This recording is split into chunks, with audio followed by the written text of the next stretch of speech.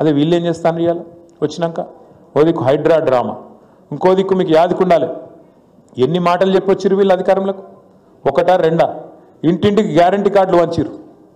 ఏం చెప్పిండ్రు ఆ రోజు?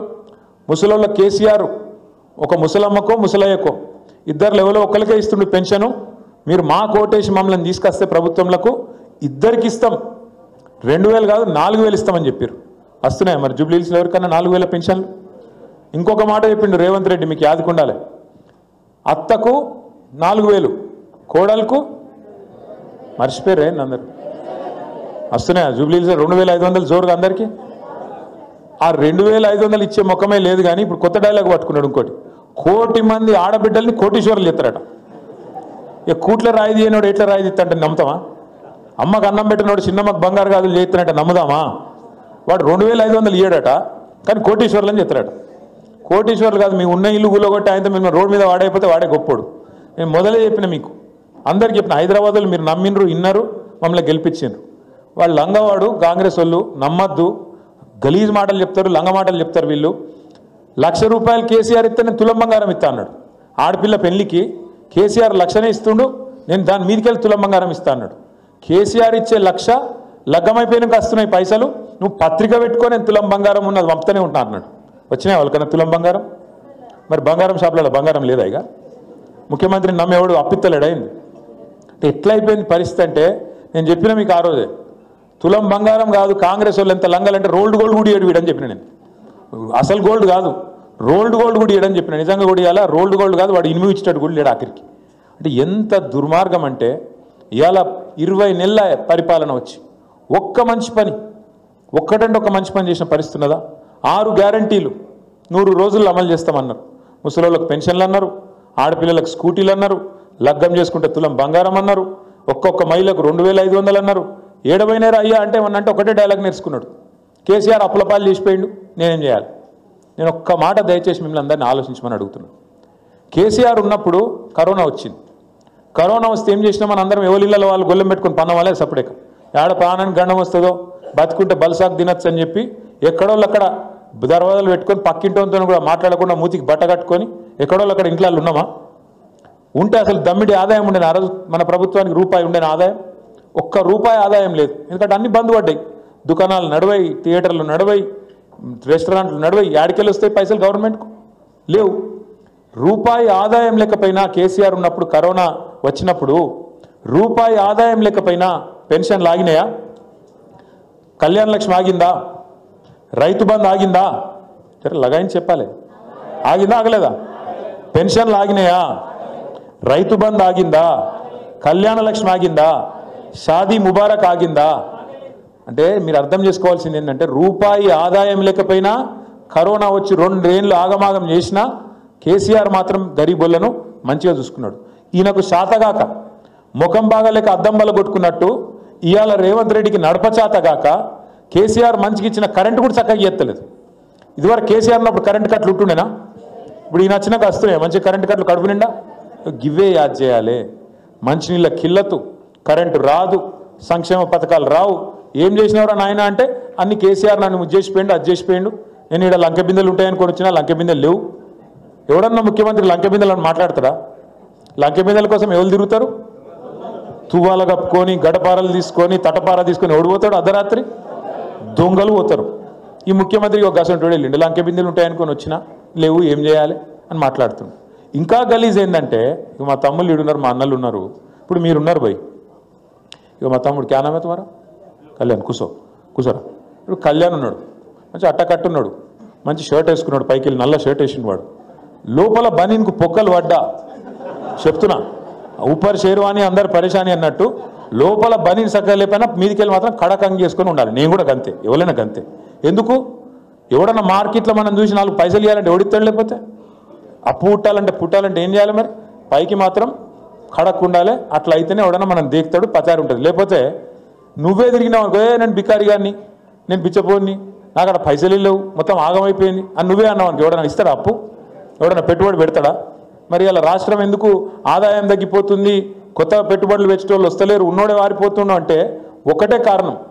స్వయంగా ముఖ్యమంత్రి చెప్తుడు, నా రాష్ట్రం క్యాన్సర్ పేషెంట్లు ఎక్కున్నది, నా రాష్ట్రం ఎయిడ్స్ పేషెంట్లు ఎక్కున్నది, ఇక నువ్వే నీ రాష్ట్రాన్ని తిట్టినాక, నువ్వే నీ కొంపను పొట్టు తిట్టినాక రాష్ట్రానికి పెద్దవు నువ్వు. ఎవరు ఎట్లా మాట్లాడాలి? ఇంకా ఎంత ఘోరం అంటే ఆఖరికి ఎంత ఘోరం అంటే, నేను ఢిల్లీ పోతే నాకు అపాయింట్మెంట్ ఇస్తలేరు, ఎందుకంటే చెప్పులు ఎత్తుకపోతేనేమో అని భయపడి అపాయింట్మెంట్ ఇస్తలేరు అంటుండు. ఇక గిసొంటోడు మన ముఖ్యమంత్రి, మన కర్మగాలి. ఈయన కట మళ్ళీ ఈ అందానికి మనం ఓట్లేయన్నట, మళ్ళీ కాంగ్రెస్ వాళ్ళ అందానికి ఇలా 20 నెలల పరిపాలనకు మనందరం పోయి గుద్దాలట జూబ్లీ హిల్స్లో. నేను అందుకే అంటున్నా, దయచేసి ఆలోచన చేయండి. ఇంకొక మాట, ఈ ముఖ్యమంత్రి హామీలు ఇచ్చిండు, ఈ కాంగ్రెస్ పార్టీ హామీలు ఇచ్చింది. రాహుల్ గాంధీ, సోనియా గాంధీ, ప్రియాంక గాంధీ, మల్లికార్జున్ ఖార్గే, సిద్ధరామయ్య, పెద్ద పెద్ద నాయకులు అందరూ వచ్చి ఎస్సీలకు ఇచ్చేస్తాం, ఎస్టీలకు ఇచ్చేస్తాం, బీసీలకు ఇచ్చేస్తాం, రైతులకు ఇచ్చేస్తాం, పొలగాన్లకు ఇచ్చేస్తాం అని వాళ్ళే మాటలు ఇచ్చిండ్రు. ఇచ్చినాక ఇవాళ అడుగుతున్నాం, ఏమైందా మరి ఏం సంగతి అంటే ఏమంటుండే తెలుసా ముఖ్యమంత్రి? నా దగ్గర పైసలు కోసుక తింటారా, ఏం చెప్తారు మీరు? ఇక నాకు గింత తెగించినాక ఏం చేయాలి మరి? మనం కర్రు గాల్చి వాత పెడితే మోసం చేసినందుకు మోసగాళ్ళకు మోసంతోనే కొట్టి జయించి మళ్ళొక్కసారి జూబ్లీ హిల్స్లో మీరు ఒక 50,000 ఓట్ల మెజారిటీతో గెలిపిస్తే అప్పుడు దెబ్బకు దయ్యం దిగుతుంది. లేకపోతే సుధరాయించరు ఇల్లు. లేకపోతే ఏమనుకుంటారు ఇల్లు? మేము ఎట్లా నడిపినా ప్రజలు మాకే గుద్దుతుర్రు కాబట్టి ఖచ్చితంగా మాకే మంచిగానే నడుపుతున్నాం ఈ లెక్కన. ఇక అప్పుడు రాదు, ఏది రాదు. మీరు గిన్న మనం గిన్న ఆదమరిచినాం అనుకో, ఈసారి జూబ్లీ హిల్స్లో మనం డీలవాడి లైట్ తీసుకున్నామా గేట్లా గెలుస్తున్నాం అని చెప్పి ఏం జరుగుతుంది ఎరికేనా? తెల్లారి నుంచి రైతు బంధు ఏం లేకపోయినా నడుతూనే ఉంది. నిన్నటిదాకా కింద పడి మీద పడి ఏదో 2,000 పెన్షన్ ఇస్తుండు కదా, అది కూడా కోసి పారేస్తాడు. అవి కూడా రావు. అందుకే నేను అంటున్నా, ఈ ప్రభుత్వానికి సురుకు పెట్టాలంటే, కర్రు గాల్చి వాత పెట్టాలంటే అది బీజేపీ వంతో కాదు. బీజేపీ వాడు కాంగ్రెస్ వాడు ఒకటే, దొందే. ఇద్దరు మంచిగా అండర్స్టాండింగ్లో పనిచేస్తాను. 20 నెలల రేవంత్ రెడ్డి పాలన, 20 నెలల రేవంత్ రెడ్డి కుంభకోణాలు బయటికి రాకుండా కాపాడుతున్నది ఎవడంటే బీజేపీ వాడే. ఇవాళ మీరు ఆలోచన చేయండి, నా మీద కేసు అవుతుంది, కేసీఆర్ సార్ మీద కేసు అవుతుంది, మన పార్టీలో ఉన్న అందరు నాయకులు గట్టిగా ఎవరైతే మాట్లాడుతారో అందరి మీద కేసులు పెడతారు. అదే ఒక్క కాంగ్రెస్ మీద కేసు ఎందుకు పెట్టరు? ఆలోచన చేయాలి కదా మరి మనం కూడా. బీజేపీ వాళ్ళు నిజంగా అంత పార్టీ వాళ్ళు అయితే, వాళ్ళు నిజంగానే నియత్ ఉంటే వాళ్ళకు ఎందుకు కేసులు పెడతలేరు మరి? ఇవాళ ఏం అక్కరున్నది నీకు రేవంత్ రెడ్డిని కాపాడేది? వాళ్ళిద్దరి ఎజెండా ఒక్కటే, మోదీది రేవంత్ రెడ్డిది ఎజెండా ఒక్కటే.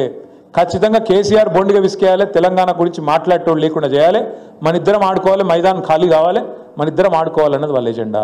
నేను మీకు దండం పెట్టి చెప్పేది, ముఖ్యంగా మా నాయకులు, మా సోదరులు, మీ అందరికీ కూడా కోరేది, దివంగత శాసనసభ్యుడు ఎమ్మెల్యే మాగంటి గోపీనాథ్ గారు ఎన్టీ రామారావు గారు ఉన్నంతకాలం ఎన్టీ రామారావు గారికి విధేయుడిగా పనిచేసిండు. కేసీఆర్ గారితో చేరిన తర్వాత కేసీఆర్ గారికి విధేయుడిగా మనము ఎలక్షన్లో ఓడిపోయినా, కొంతమంది ఎమ్మెల్యేలు జంపుకొట్టినా, నేను అసంటోని కాదన్నా, మళ్ళా కేసీఆర్ గారిని ముఖ్యమంత్రి చేసేదాకా నేను ఎక్కడికి పోను, మీతోనే ఉంటా అని చెప్పి గట్టిగా నిలబడ్డ నాయకుడు మాగంటి గోపీనాథ్ గారు. మనం ఎన్నడూ ఈ 10-11 ఏళ్లలో ఎన్నడూ కూడా కులం పేరు మీద పంచాయతీలు పెట్టలే, మతం పేరు మీద పంచాయతీలు పెట్టలే, ఎన్నడూ కూడా మనం ఆంధ్ర తెలంగాణ పంచాయతీలు అసంటే వాటికి కూడా పోలే. మనం అందరినీ కడుపులో పెట్టుకొని, హైదరాబాద్ మహానగరం అనేది ఒక మినీ భారతదేశం లెక్క కాబట్టి అందరినీ కడుపులో పెట్టుకొని మనం నడిచినాం. మనం ఈ 51 బూత్లలో 100 మందికి ఒక్కరు చొప్పున మనం ప్లాన్ చేసుకొని ఇప్పటికే ప్లాన్ చేసి ఉంటారు. మరి మీ అందరికీ కొన్ని వివరాలు కూడా ఇచ్చింటారు. మీకు కొన్ని సూచనలు, కొన్ని వివరాలు, ఒక చిన్న పట్టిక కూడా ఇచ్చింటారు. ఇచ్చిండ్రా ఈ కాగితం? వచ్చిందా? ఇవ్వలేదు. పోయేటప్పుడు ఇస్తారు మీకు, దయచేసి తీసుకోండి. ఇలా ఏం అడుగుతున్నామంటే, దయచేసి మీరు చేయవలసిన పని ఏంటంటే, ప్రతి 100 ఓటర్లకు మీ మొత్తం యూసుఫ్గూడ డివిజన్లో 66,000 ఓట్ల 66,000 ఓట్లు ఉన్నాయి. 66,000 ఓట్లు అంటే మనం వర్క్ డివైడ్ చేసుకోవాలి. ప్రతి 25 ఇళ్ళకు ఒకరు ఇన్ఛార్జ్ బాధ్యత తీసుకోవాలి. తీసుకొని ఆ 25 ఇళ్ళలో మనం డామ్ డూమ్ అనే పెద్ద పెద్ద మీటింగ్లు పెట్టి దుంకే అవసరం లేదు. మనం సింపుల్గా పోయి ఆ ఇళ్ళకి పోయి ముచ్చట పెట్టాలి. కేసీఆర్ ఉన్నప్పుడు బాగుండేనా, ఇప్పుడు వీళ్ళు వచ్చినాక బాగుందా? ఇది ఒక్కటి మీరు అడుగుని మొదలు. నాకు తెలిసి 99% మంది అప్పుడే మంచిగా ఉండే, వీళ్ళు వచ్చినాకనైతే నాశనం చేసిపోయిందని మీకు 99% మంది చెప్తారు. నేను చెప్పేది కరెక్టేనా? చెప్తారు. మరి అట్లా చెప్పినాక వాళ్ళను ఖచ్చితంగా మీరు రేపటి రోజున మాకు ఆశీర్వాదం ఇవ్వాలి. మొన్నటిదాకా గోపన్న బాగా పనిచేసిండు, కానీ ఇట్లా అనుకోకుండా ఇట్లా జరిగింది కాబట్టి మీ అందరి ఆశీర్వాదం కేసీఆర్ గారికి, మన పార్టీకి ఉండాలి అని చెప్పి మీరు దయచేసి అందరు కూడా ఒక్కొక్క ఇంటికి పోయి కూర్చోవాలి. అట్లాగే వివరాలు తీసుకోవాలి. ఈ మధ్యన ఒక లంగతనం చేస్తాను, వీళ్ళు ఎలక్షన్ కమిషన్ వాళ్ళు కూడా కరెక్ట్గా లేరు. వాళ్ళు ఏం చేస్తుండ్రు, వాళ్ళకి ఇష్టం లేని వాళ్ళు ఓట్లు తీసేస్తాను. అవి చూసుకోవాలి ముందు. ఇప్పుడు మనం చేయాల్సిన శ్రీనివాస్ రెడ్డి గారితో, రాజ్ కుమార్ పటేల్ గారితో, మన డివిజన్ అధ్యక్షులతో నేను కోరేది ఏమంటే, మనం చేయాల్సింది అందరు ఓట్లు ఉన్నాయా లేవా చూసుకోవాలి. నిన్న బీహార్లో మీరు చూసిరు, మొన్నటిదాకా ఉన్న ఉప ముఖ్యమంత్రి ఆయన ఓటు వీక్ పారేసిరట. తేజస్వి యాదవ్ అని చెప్పి లాలూ ప్రసాద్ యాదవ్ సాబ్ కొడుకు, ఆయన ఓటు ఎత్తేసిరట. ఇక మరి వాళ్ళే కొట్టేసినాక మనవి కూడా లేకుండా చేస్తారు. ఎవరైతే వాళ్ళ ఖిలాఫ్ ఉన్నారో అవసరమైతే వాళ్ళు కుమ్మక్కై, కాంగ్రెస్ వాడు బీజేపీ వాడు కుమ్మక్కై మన ఓట్లు తీసే ప్రయత్నం కూడా చేస్తారు. మనం ముందు తొందరపడాలి, జాగ్రత్త పడాలి. తప్పకుండా మన ఓట్లు ఉన్నాయా లేవా ఆ ఇండ్లలోకి పోయి కూడా చెక్ చేసుకోవాలి. పోలింగ్ బూతులు కూడా ఎక్కడున్నాయో చూసుకోవాలి. పోలింగ్ బూత్ గతంలో మీకు తెలుసు, కాకపోతే మళ్ళీ మనం మారుతున్నాయా ఎక్కడున్నాయి అవి కూడా చూసుకోవాలి. దాంతోపాటు ఏ 100 ఓటర్లకైతే మీరు ఇన్ఛార్జ్ తీసుకుంటుర్రో, ఏ 100 ఓట్లకైతే 25 ఇండ్లకైతే మీరు జిమ్మేదారు తీసుకుంటున్నారో అక్కడ ఖచ్చితంగా మనమే పోవాలి. ఆ 25 ఇండ్లను మనం ఎంత పెద్ద నాయకులమైనా మొదలు మన ఇల్లు మన చుట్టూ పొక్త చేసుకోవాలి, ఆ తర్వాతనే బయట మాట్లాడాలి.